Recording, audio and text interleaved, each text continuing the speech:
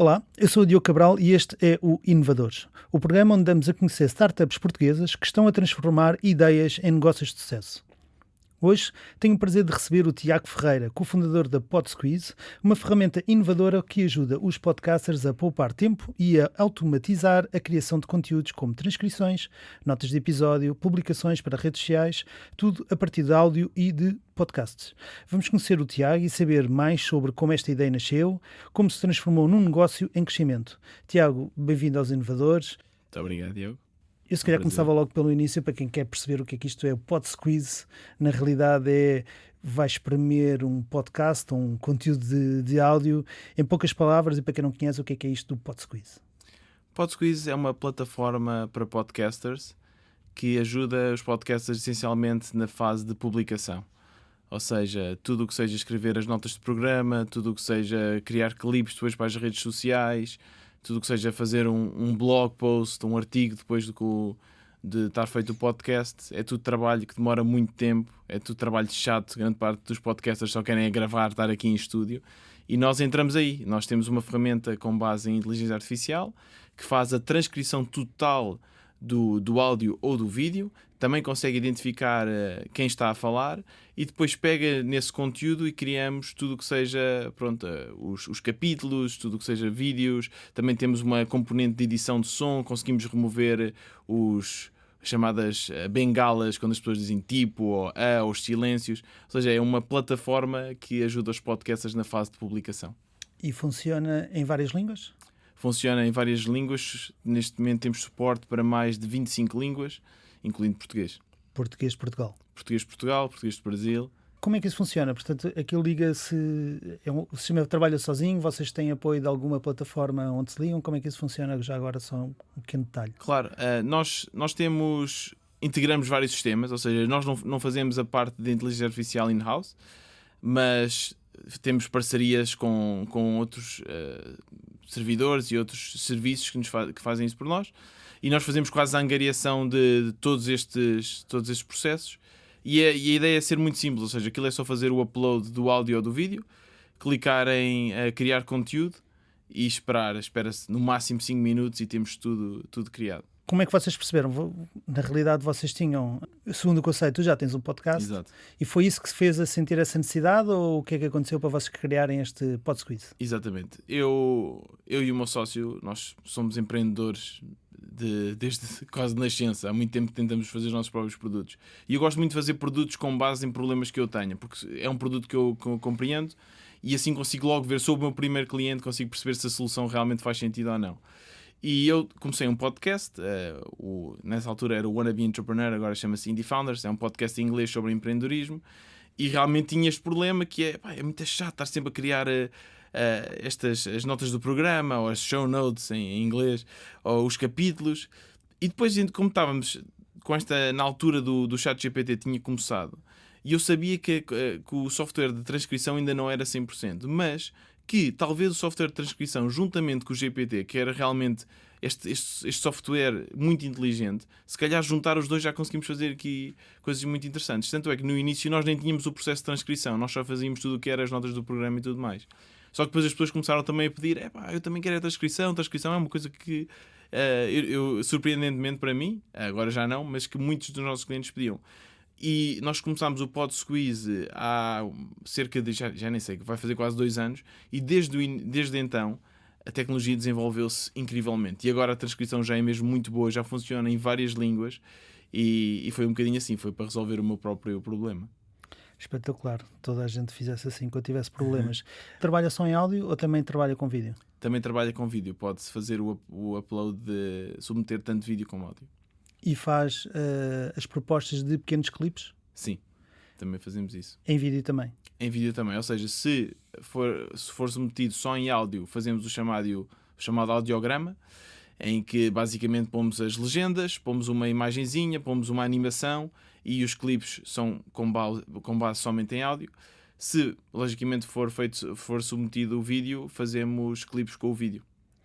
Pronto, então, para quem não está habituado a fazer podcast, normalmente o que acontece muitas vezes é as pessoas gravam o podcast e depois há uma série de trabalho que é necessário fazer posterior, que é o tratamento do áudio, gravar pequenos pegar em pequenos clipes da entrevista, dividi-los e colocá-los nas redes sociais, fazer um pequeno resumo, por vezes, às vezes até se há quem faça newsletters e alimenta sites. Portanto, a ideia da vossa aplicação é conseguir todo este trabalho, salvo seja que é burocrático, é demorado, Exato. quase que nos tira toda a criatividade. A ideia é que o podcast consiga resolver isso tudo à velocidade de um clique. O podcast, exatamente. A ideia é essa. Porque aquela ideia, todos nós queremos ser podcasters, todos nós queremos pôr o nosso conteúdo, só que a verdade é que quando pomos o nosso conteúdo no Spotify, essa parte é fácil.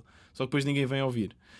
E há todo um trabalho para angariar novos ouvintes. E parte desse trabalho é realmente ir às redes sociais e ir lá buscar pessoas que tenham interesse nos tópicos em que nós estamos a falar. Por exemplo, os clipes é algo que funciona muito bem, porque conseguimos utilizar os algoritmos de recomendação do YouTube, os algoritmos de recomendação do Instagram, do TikTok, que funcionam melhor do que os algoritmos, por exemplo, do Spotify. Neste momento, os algoritmos de recomendação das plataformas de áudio não são muito bons. Por isso, nós conseguimos, pegando nesse conteúdo, criando estes clipes, conseguimos utilizar estes algoritmos para angariar novos ouvintes, que depois, eventualmente, a ideia é migrá-los para o nosso podcast. E o que é engraçado dos podcasts é que os nossos ouvintes ficam. Ou seja, mesmo no meu podcast e no teu deve ser semelhante, temos ouvintes que sempre que nós lançamos um novo episódio estão lá e vão ouvir o episódio completo. Enquanto que no YouTube não é assim, a malta só ouve os primeiros minutos e depois acaba sempre por desistir. Sim, confirmo. Isso também acontece do meu lado. Atualmente, quantos utilizadores é que vocês têm? Registados 50 mil. 50 mil. A maior parte deles vem de onde? Dos Estados Unidos. Será esse o vosso grande target em termos de clientes? Sim. Deixa-me aqui corrigir. A grande parte dos clientes que pagam vem dos Estados Unidos. Nós começámos a entrar agora muito no mercado indiano também. E temos muita gente também a vir da Índia. E no mercado também de língua árabe. Mas inicialmente foi Estados Unidos. Aí realmente temos grande parte dos nossos utilizadores pagantes. E agora já estamos a entrar por todo o mundo. E também temos muito da Índia. Mas o nosso mercado principal continua a ser os Estados Unidos. A startup foi construída sem qualquer tipo de investimento. Portanto, vocês até à data nunca tiveram com investimento. Portanto, é o que se chama na gíria do empreendedorismo o bootstrapping, certo? Exato. Como é que isso influenciou as vossas decisões e o que é que vos levou a não querer investimento? Olha, ótima questão.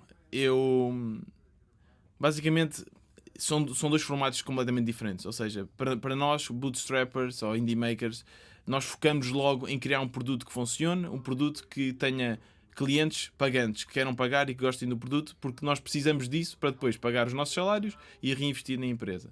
Enquanto que, se nós optarmos por ir pela ideia de primeiro angariar investimento, uma ronda de investimento, a ideia é diferente. Ou seja, nós não queremos agradar os clientes, nós queremos agradar os investidores.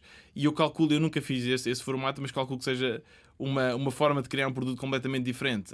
Eu tenho vários amigos que fizeram, e aqui a ideia é vender uma história de milhões, uma história de Facebook.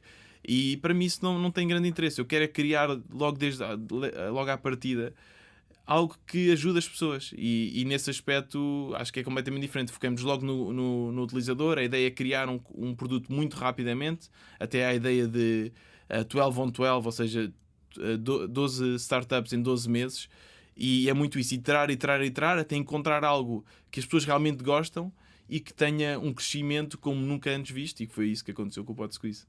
Sim, porque normalmente quando as startups conseguem uma ronda de financiamento, no dia a seguir estão já a trabalhar para preparar a próxima ronda de financiamento, porque os investidores estão à espera de haver retorno. Aquilo não há almoços grátis, como se costuma dizer. Planos para expandir a equipa e novas funcionalidades no futuro, o que é que aí vem?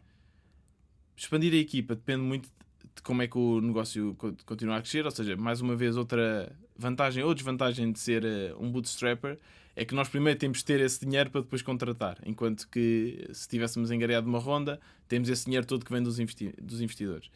Neste momento, a plataforma já está bastante madura, nós temos muitas funcionalidades, nós estamos até mais focados agora na parte de distribuição, na parte de marketing, mas a ideia aqui é criar a plataforma única para um podcaster, ou seja, fazer tudo. O podcaster pode eventualmente fazer a gravação, pode também fazer um hosting. Temos aqui umas parcerias que estamos aqui a cozinhar com os hostings, em que a malta pode só fazer o upload para o PodSqueeze e é automaticamente distribuído para tudo o que seja plataformas de streaming. E pronto, o que aqui a visão é que seja a única plataforma que um podcaster precise para lançar o seu programa. O chamado one-stop shop. Vais Exato. ali e tratas tudo num sítio. Tiago, olha, muito obrigado por teres vindo aqui aos Inovadores. Eu e o Tiago Ferreira vamos continuar a conversar e tanto este programa de rádio como o resto da conversa ficarão disponíveis na RTP Play e nas plataformas de podcast. Subscrevam para receber um aviso sempre que sair um novo episódio. Temos também presença nas redes sociais e já sabem, se gostaram deste conteúdo ou consideram que possa ser interessante para algum amigo ou conhecido, partilhem. Muito obrigado a todos. Eu regresso na próxima semana. Muito obrigado. Então, agora já só em formato podcast. Mais à vontade. Mais à vontade, exato. Já estamos aqui só nós dois e as pessoas que nos estão a ouvir nas diversas plataformas. Explica-nos um pouco aqui como é que foi o processo de criar este produto e de colocá-lo a funcionar, não é? Já deste um pouco algum lamiré, ou seja, e quais foram os contratempos tecnológicos e operacionais que tu encontraste? Primeiro erro de grande parte dos empreendedores que estão a fazer isto pela primeira vez.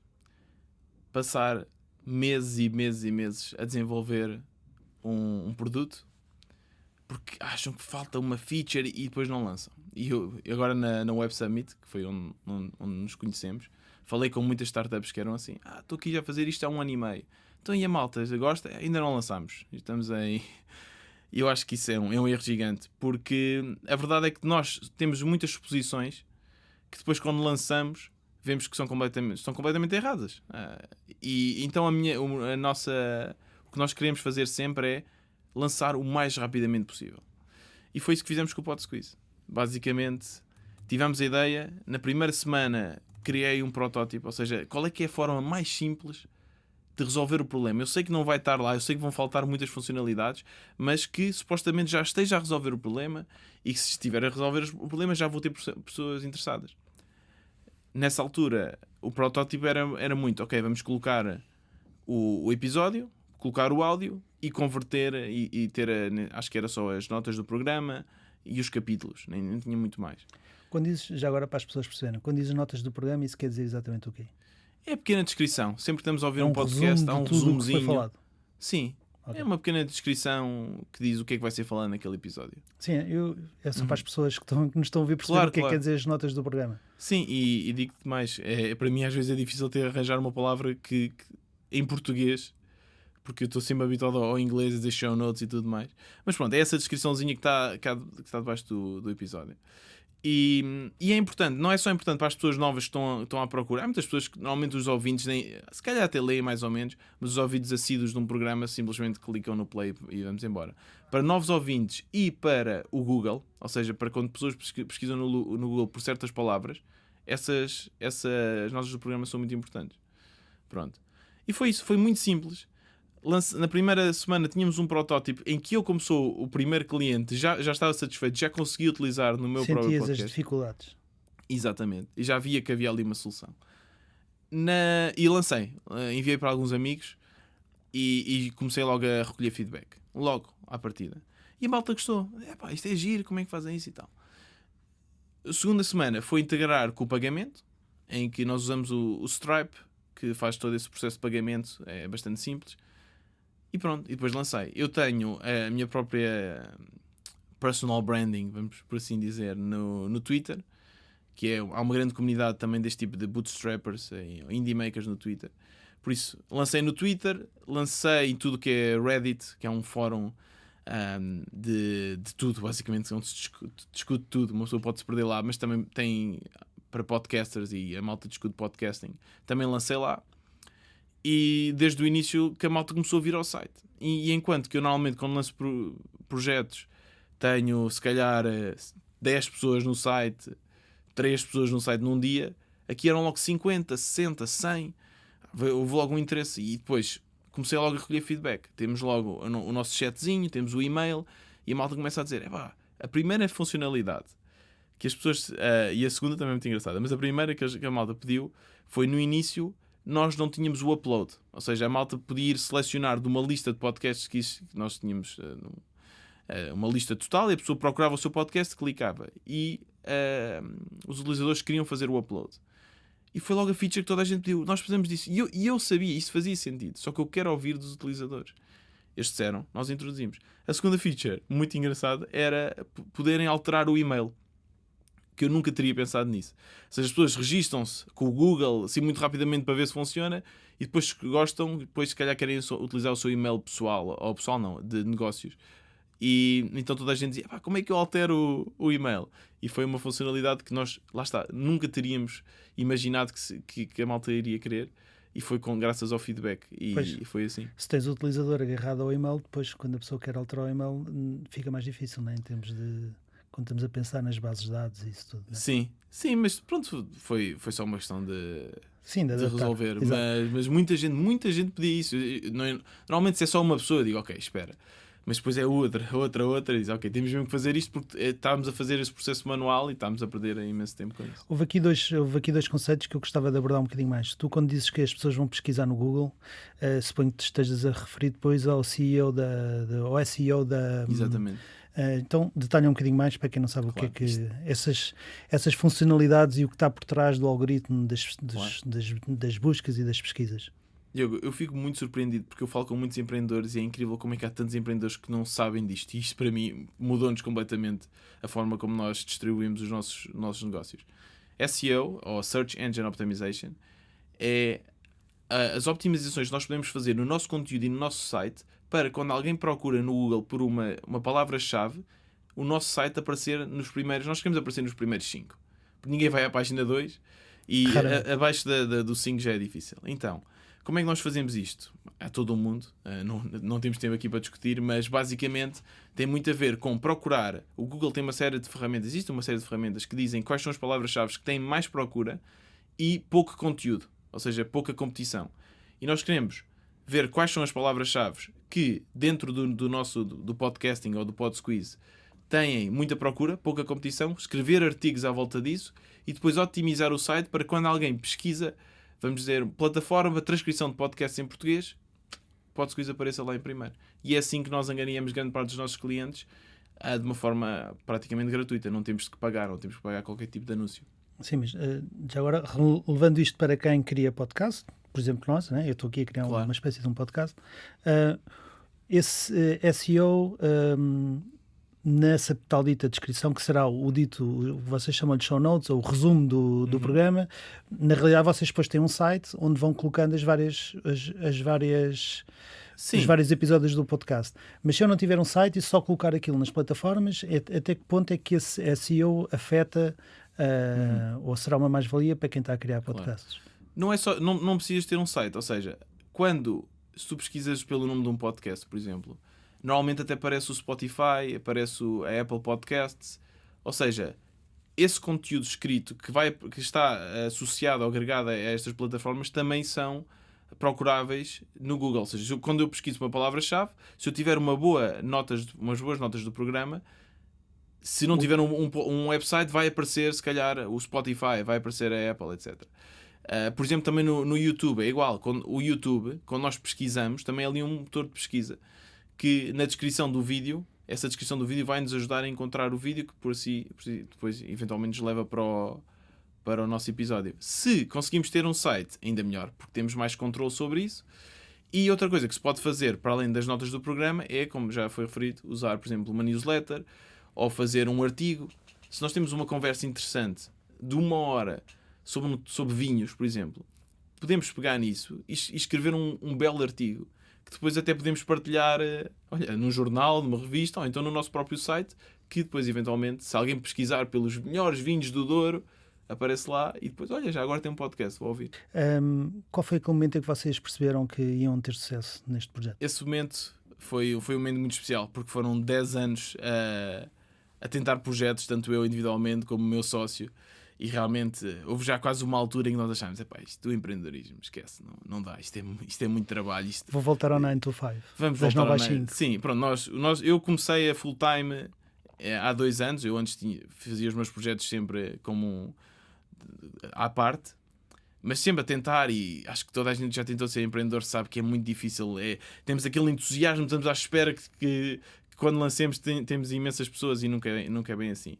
que o PodSqueeze foi. Ou seja, nós lançámos, tivemos a ideia, na primeira semana fizemos o primeiro protótipo, na segunda implementámos o pagamento, e lembro-me que tivemos logo na primeira semana o primeiro cliente e depois houve uns ajustes que tivemos de fazer, porque não é só ter clientes, é realmente as pessoas terem interesse. E logo à partida tínhamos muitas pessoas a pedirem-nos por funcionalidades, a fazerem perguntas e a ficarem connosco no chat. Normalmente quando nós temos um produto e as pessoas não gostam, têm lá 2 segundos e vão-se embora. Aqui não, a malta quase que nos dava as passwords deles e dizia, resolvam isto porque eu preciso.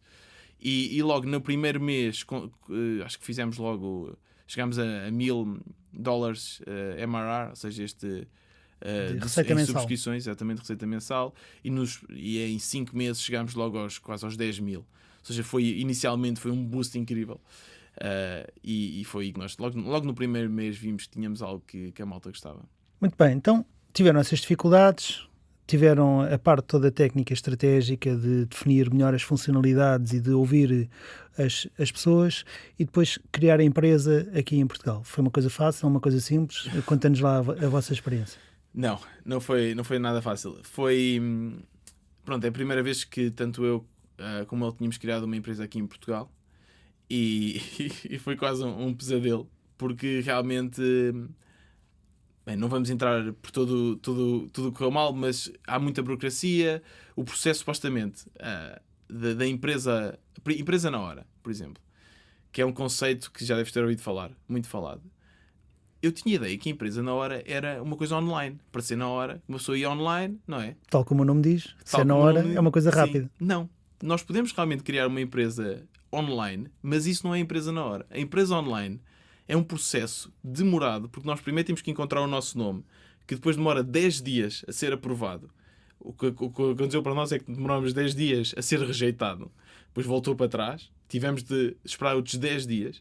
E depois desse processo estar feito e tantos erros no website, aquilo é incrível, tantos erros, estamos prestes a terminar o website, dá-lhe um clique e desaparece. E depois ainda vai demorar cerca de 1 mês a ser aceito. A empresa na hora é quando nós vamos lá mesmo aos balcões do IRN e acho que não estou enganado. E certo. Temos que fazer lá. Do notariado. Do notariado, exatamente. Dos registros de notariado. E temos de fazer lá com a pessoa. Eu agora, se eu soubesse o que sei hoje, é isso que eu fazia. O que é que nós tivemos de fazer? 5 da manhã, ou 4 da manhã, acordar, ir para lá, porque eles só dão 3 ou 4 senhas. Senão temos que esperar e marcar, e é só daqui a 2 meses ou 3 meses. E é ficar lá às 4 da manhã, esperar que chegar lá e que não esteja muita gente à frente. E foi isso que nós fizemos. 4 da manhã, fomos para lá e eventualmente conseguimos criar. Pronto, isso é a parte só de criar a empresa. Depois há toda a parte burocrática. E já agora um tópico interessante. Eu tenho uns amigos aqui que também são empreendedores do mesmo género que nós, só que eles não são portugueses. E eles tentaram criar... Eles vivem cá e adoram Portugal. Tentaram criar a empresa em Portugal e não conseguiram. Porque se para nós é difícil em português, para eles então é praticamente impossível. E optaram por criar uma empresa com 2 ou 3 cliques em Delaware. Também dá para fazer na Estónia. Isto é muito fácil, 2 ou 3 cliques está feito. Pronto. Agora, o que é engraçado é que para eles é mais fácil para eles contratarem portugueses, porque não têm toda a parte de impostos, segurança social. Eles contratam quase como se fossem freelancers, provedores de serviço, do que para mim. Porque se eu, como uma empresa portuguesa, para contratar alguém freelancing em Portugal, tenho que pagar, se eles trabalharem muito para nós, tenho que pagar a segurança social, toda essa gestão que para uma empresa bootstrap como a nossa, que não temos muito para investir e temos pouco tempo. E a estrutura é pequena, não tem um departamento de recursos humanos, não tem um departamento financeiro, não tem toda a estrutura que é necessária para ter esse tipo de coisas. Resultado, nós estamos a contratar malta de fora de Portugal, eles que têm empresa fora de Portugal estão a contratar malta portuguesa.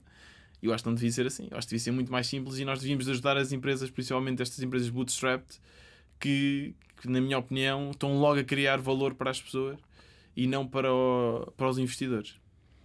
Bem, tu tiveste uma experiência anterior a seres um empreendedor. Na realidade, tu antigamente trabalhavas como desenvolvedor de software, chamamos assim. A tua experiência passada para criar o PodSqueeze, tu e o teu sócio João Amaro, qual foi a experiência que ambos tinham que vos permitiu agora conseguir criar o PodSqueeze? nós temos skills? Como é que está a faltar? Capacidades Complementares. Ele vem complementam-se um ao outro. Sim, ele vem da área de design. Ele fez design gráfico e depois também design de websites. E a parte de marketing design é com ele. Eu sou horrível em design. A minha parte, pronto, como disseste, é mais software. Pronto, e nesse aspecto é muito bom. E foi engraçado, porque nós conhecemos com 18 anos, porque ele era daqueles empreendedores prodígio, ele foi ao Gosha e tudo mais, porque ele desde o início começou a fazer uma série de projetos. E eu vi numa revista, eu também estava nessa altura a começar, e vi uma revista, Jovem Empreendedor, e epá, vou-lhe mandar um e-mail. Mandei-lhe um e-mail, e desde então começámos a falar, e ficámos amigos, e ele ajudava-me a fazer logos e design para os meus projetos, e eu ajudava com o software para os projetos dele, mas nunca trabalhámos em conjunto.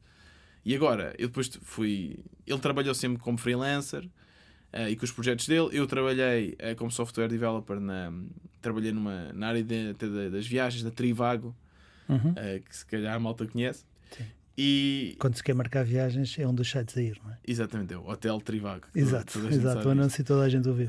Exato. E pronto, e há coisa de já 3 anos eu decidi seguir esta veia empreendedora, que eu já há muito tempo queria fazer isto, e tentei sozinho durante um bocado, também não funcionou muito, e depois ele também queria muito seguir isto e dizer, pá, vamos aqui juntar forças, vamos fazer isto, e pronto, foi assim, e temos skills muito complementares, e sempre que é um projeto novo, ele entretanto também está a aprender muito de código, ele tudo o que seja o front-end e tudo mais, ele também sabe muito bem agora. Para quem não sabe, front-end e back-end na realidade são duas coisas diferentes, né? Para quem não é da área da programação, sim.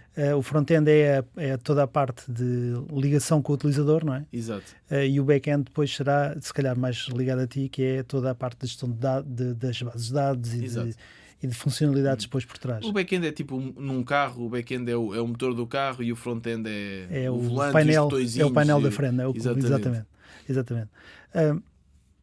Então, portanto, vocês tinham as duas experiências diferentes. Tu, na realidade, tiveste imigrado, certo? Estiveste fora de Portugal. Ele também esteve fora de Portugal? Ele não. Esteve sempre cá. E vocês têm mais projetos paralelos, além destes, não é? Sim. Pronto, aqui mais uma vez a ideia de ser bootstrapper é que nós pegamos num projeto, tentamos automatizar o máximo que conseguimos. Isto é um projeto que é a vantagem deste software as a service, é que o software está sempre a funcionar, eu não troco o meu tempo pelo dinheiro, ou seja, obviamente que eu tenho que investir muito o meu tempo para desenvolver a plataforma, depois dela estar desenvolvida as pessoas neste momento podem estar a entrar clientes novos e eu não tenho que estar lá a fazer o trabalho. Isso liberta-nos muito tempo para depois começarmos a fazer outros projetos e começámos agora em setembro. Tentámos voltar a recriar este processo, lançámos imensa coisa e neste momento estamos mais focados exatamente para o Search Engine Optimization, para o SEO, para ajudar a malta a crescer no Google. Mas ligado a podcast ou ligado a outras coisas? Este já não tem nada a ver com podcast, este tem a ver, porque nós ao mesmo tempo, eu continuo com o meu podcast, mas agora também temos este negócio, não é? E começamos a ter problemas que outra malta que tenham negócios também tenham, não é? Nomeadamente arranjar mais clientes. Então nós agora estamos novamente a resolver o nosso próprio problema, mas em vez de ser na área dos podcasts, é na área de business, do nosso próprio negócio, marketing, como é que conseguimos crescer os nossos projetos. E como é que conseguem depois ajudar outras empresas a crescer no mundo digital?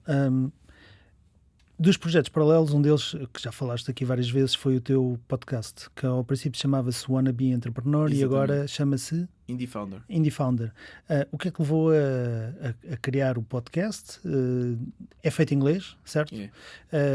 Continuas com o podcast a funcionar. O que é que levou a começar esse podcast? Olha, quando eu decidi desistir do mundo do 9 to 5, das 9 às 5, e focar-me a 100% nos meus projetos, foi um choque muito grande. Porque toda a gente à minha volta trabalha das 9 às 5 e toda a gente, no início as pessoas nem percebiam, mas Tiago, o que é que estás a fazer? Estás de férias? Estás desempregado? Estás à procura de um novo emprego? E isso no início foi duro, porque há logo uma ansiedade muito grande. Porque de repente, pela primeira vez na minha vida adulta, eu deixei de fazer dinheiro. Ou seja, todos os meses chego ao fim do mês com menos dinheiro do que quando comecei. E então eu senti que precisava de desanuviar, de falar um pouco. E acho que apareceu nessa altura o Anchor, que era uma plataforma que agora já não existe, foi comprada pelo Spotify, que nos permitia gravar um podcast quase só com o telemóvel. E eu estava a brincar com aquilo, cliquei gravar, gravei a primeira coisa que me veio à cabeça, que foi o que estava a passar com a minha vida. E depois cliquei e às tantas, isto já está no Spotify. Espera, será que comecei agora um podcast? É assim tão fácil. E foi assim. E depois, no início era todos os dias. A minha ideia era muito 10 minutos, 5 minutos todos os dias, só para falar o que é que está a passar. Depois às tantas reparei, já não tenho nada para dizer todos já não os há dias. mais temas. Já não há mais temas. Comecei, depois fui reduzindo a frequência. Mas depois tem uma grande vantagem, é que eu, se quero falar 1h30 com uma pessoa que seja um especialista na área de marketing e lhe mando uma mensagem e digo, olha, tens 1h30 para falar comigo? Estás maluco? Bloco.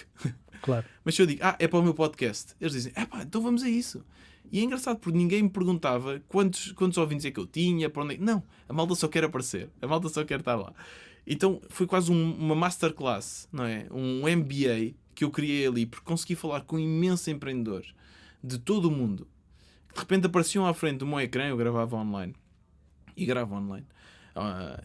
Remotamente. E pronto, e depois continuei. E adorei o formato. Eu sempre gostei, fiquei fascinado por rádio e tudo mais. E pronto, e agora já são 300 e tal episódios desde então. E agora publicas com que frequência? Agora são todas as segundas. Ok. Uma vez por semana. E publicas há quanto tempo então? Em termos de... Comecei... 2023? 2022? Não sei. Não, mais. Sim, há uns 3 anos. 2 anos ou 3 anos, sim. Então agora fala-nos um pouco de ti. Tu és de Lisboa, suponho. Uhum. Tiraste o curso no técnico, eletrotécnico e computadores. Depois começaste a tua vida ativa, começaste a trabalhar, certo? Uhum. E como é que foi essa vida de passar de estudante para trabalhador e depois de trabalhador novamente para um, não é para estudante, mas para um empreendedor? Uhum. Olha, o técnico, há muitas pessoas que dizem que adoram ou que é uma grande faculdade. Eu acho que realmente tem pessoas muito inteligentes. Não foi um processo de aprendizagem que eu tenha adorado.